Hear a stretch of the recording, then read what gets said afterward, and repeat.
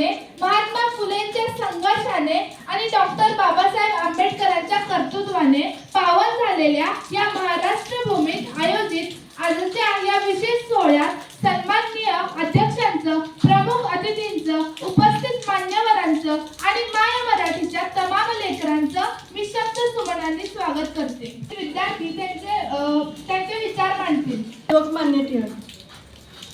स्वराज्य हा माझा जन्मसिद्ध हक्क आहे आणि तो मी मिळवणारच अशी सिंह गर्जना करून इंग्रजांना हादरवून सोडणारे तो देशभक्त म्हणजे लोकमान्य टिळक।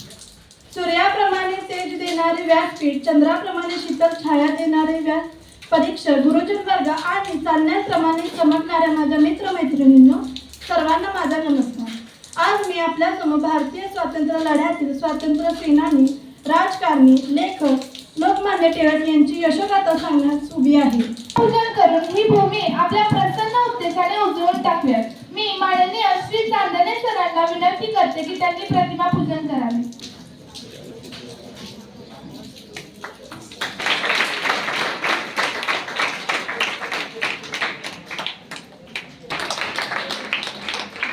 पण सियाचेच लागते, म्हणून तर टिळकांच्या चरणावर मान माझी सदैव झुकते, म्हणून तर टिळकांच्या चरणावर मान माझी सदैव झुकते। आदरणीय व्यासपीठावर उपस्थित मान्यवर, पूज्य गुरुजन वर्ग आणि माझ्या मित्रमैत्रिणींनो, टिळक यांचा जन्म 23 जुलै 1856 रोजी रत्नागिरी जिल्ह्यातील चिखली या गावी झाला। लोकमान्य टिळक हे भारतीय स्वातंत्र्य लढ्यातील प्रमुख नेते होते। से पाना होगा, जो चल रहा है उसके पाँव में छाला होगा। बिना संघर्ष के कोई इंसान कभी चमक नहीं सकता, बिना संघर्ष के कोई इंसान कभी चमक तो नहीं सकता। जो जलेगा उसी दिए में तो उजाला होगा। इथे उपस्थित सर्वांनाच मनापासून नमस्कार। मी हर्षदा विनायक साळोखे, इयत्ता 8वी S ची विद्यार्थिनी, आज लोकशाहीर अण्णाभाऊ साठे यांच्या जयंतीनिमित्त माझे मनोगत व्यक्त करते। एकजुटीचा नेता झाला कामगार तयार, बदलायाला दुनिया सारी दुमदुमली ललकार। या शब्दांच्या माध्यमातून कामगार वर्गाच्या नसानसांमध्ये क्रांतीचं बीज रोवण्याचं काम ज्यांनी केलं, ज्यांच्या लेखणीतून कित्येक वर्ष दबलेला बहुजनांचा हुंकार झंकार केला, एका हातात डफ घेऊन वाटेगाव वाया मुंबई असा साहित्य जागर ज्यांनी घातला, ज्या माणसानं वेद नाही तर बहुजनांच्या वेदना वाचण्याचं काम केलं, ज्या माणसानं आपल्या लेखणीतून मराठी संस्कृतीच्या क्षेत्रात एक आपल्या साहित्य आणि लेखनात उक्तीमधून मराठी संस्कृतीच्या क्षेत्रात एक वेगळी मुलुखगिरी निर्माण करण्याचं काम केलं, करमणुकीला समाजक्रांतीचं परिमाण ज्यांनी दिलं, छत्रपती शिवरायांचा पोवाडा रशियामध्ये जाऊन ज्यांनी सर्वप्रथम गायला, असे तुकाराम भाऊ साठे अर्थात लोकशाहीर अण्णाभाऊ साठे होय। खरं तर ज्यावेळी साहित्य निर्मिती पंजाब झाले बेभान, मृत्यूंचे चाले थैमान, शीख हिंदू मुसलमान वैर्याने धुंद होऊन, वैर्यास पार विसरून, इंग्रज आग लावून पाहतो मज लांबून, पंजाब झाले बेभान। सत्य असत्याशी मन केले ग्वाही, मानियले नाही बहुमता या उक्तीप्रमाणे स्वातंत्र्य मिळाल्याच्या अगदी दुसऱ्याच दिवशी अण्णाभाऊंनी मुंबईच्या आझाद मैदानावर जाऊन नारा दिला, यह आजादी झूठी है, देश की जनता भूकी है। म्हणजे या ठिकाणी अण्णाभाऊंना फक्त पोटाची भूक अभिप्रेत नाही, तर त्याचबरोबर त्यांना बौद्धिक स्वातंत्र्य सुद्धा अभिप्रेत आहे। कारण ज्यावेळी माणूस उपाशी असतो त्यावेळी त्याला बौद्धिक स्वातंत्र्याचे महत्त्व कळत नाही। लोकशाहीर अण्णाभाऊ साठेंच्या चरणी सदैव झुकते माझी मान, सदैव झुकते माझी मान। मित्रांनो, आज लोकशाहीर अण्णाभाऊ साठे यांची जयंती, ज्यांनी आपल्या लेखणीतून दलित व कष्टकऱ्यांच्या वेदनांना वाचा फोडली, ज्यांनी आपल्या शाहिरीतून संयुक्त महाराष्ट्र आणि गोवा मुक्ती संग्राम अशा अण्णाभाऊ साठेंना वंदन करून मी माझ्या भाषणाला सुरुवात करते। नमस्कार, माझे नाव श्रुतिका राहुल खोत, मी जमलेल्या माझे विद्यार्थी मित्र हो, आज लोकमान्य टिळक यांची पुण्यतिथी आणि लोकशाहीर अण्णाभाऊ साठे यांची जयंती। या निमित्त या दोन्ही थोर नेत्यांना मी अभिवादन करतो आणि लोकशाहीर अण्णाभाऊ साठे यांच्याबद्दल 2 शब्द सांगतो. ते 2 शब्द आपण शांतचित्ताने ऐकून घ्यावे ही माझी नम्र विनंती. अरे कोण होते अण्णाभाऊ साठे, शाहीर की लोकशाहीर?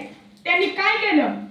विशेषतः हिंदी पट्ट्यात या प्रश्नाची उत्तरं फार कमी लोकांना माहीत आहे.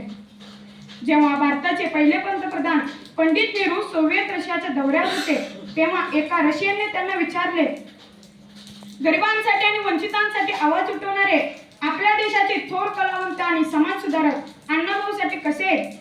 नेहरू चकित झाले. त्यांनी यापूर्वी अण्णाभाऊ साठेंबद्दल कधीच ऐकलं नव्हतं. भारतात परतल्यानंतर त्यांनी चौकशी केली. प्रचंड प्रयत्नातून त्यांना माहिती मिळाली की अण्णाभाऊ साठे मुंबईतील एका चाळीत राहतात. 5 फुटाचा गव्हाचा रंगाचा सडपातळ माणूस, चमकणारे डोळे आणि हृदयाला छेदणारा असा आवाज. ते गातात, वाद्य वाजवतात, कामगार आंदोलनामध्ये सहभागी होतात आणि कष्टकऱ्यांसाठी बोलतात. जेव्हा ते बोलायला उभे राहतात तेव्हा सगळीकडे शांतता पसरते. टीचर इज युअर, सगळ्यांनी म्हणायचं बेस्ट फ्रेंड. हा, teacher is your best friend, teacher is your best friend. तर ते तुमचे टीचर आहेत लक्षात घ्या. आई वडिलांच्या नंतर जर दुसरा दर्जा कोणाचा असेल तर तो शिक्षकांचा आहे आणि म्हणून शिक्षक हे आपले बेस्ट फ्रेंड असायला पाहिजे. मग बेस्ट फ्रेंड झालं की बेस्ट फ्रेंडाला काम सांगता येते आपल्याला. सर मला हे गणित समजलं नाही, मला एवढं सांगा म्हणू शकतो आपण. जसं आई वडिलांच्याकडे हक्कानं आपण एखादी गोष्ट मागू शकतो तसं शिक्षकांच्याकडे सुद्धा हट्ट करू शकतो. माझे कितीतरी विद्यार्थी माझ्याकडे हट्ट करतात आणि मी सुद्धा त्यांच्याकडं मला ज्या गोष्टी पाहिजेत, हे तू आज या कार्यक्रमामध्ये भाषण करायचंच आहे, ही कविता तुला पाठ करायची आहे, हे एखादी गोष्ट तुला करायची आहे म्हणून सांगितलं की ते तळमळीनं करतात. थोर महात्मे होऊन गेले चरित्र त्यांचे पहा जरा, थोर महात्मे होऊन गेले चरित्र त्यांचे पहा जरा, आपण त्यांच्या परी होऊया हात घेऊया बोध करा. बाळांनो, या जयंत्या पुण्यतिथ्या का साजऱ्या करायच्या असतात माहिती आहे तुम्हाला? का साजऱ्या करायच्या असतात? तर आपल्याला हे जे महान व्यक्ती होऊन गेले त्यांनी काय काम केलं हे आपल्याला बघायचं असतं. त्यांनी केलेल्या कामातला एक गुण जरी आपल्यात आला तरी आपल्या जीवनाचं सोनं होऊन जात. आपण तसं बघायला गेलो तर आपलं जीवन कचऱ्यात पडलेल्या सोन्यासारखे. Your life is a gold but he is down in the dustbin. अगदी कचऱ्याच्यात पडलेलं सोनं आहे. मला सांगा, कचऱ्यात ज्या वेळेला सोनं असतं त्यावेळेला त्या सोन्याची किंमत काय असते? खरं सांगा, काय असते? कचराच असते. पण त्या सोन्याची किंमत कचऱ्यातून बाहेर काढल्यानंतर आपल्याला कळते. आणि मग आपल्या जीवनाला जर सोन्यासारखी झळाळी आणायची असेल तर आपल्याला काय करायला पाहिजे? आपल्याला शिक्षण घ्यायला पाहिजे.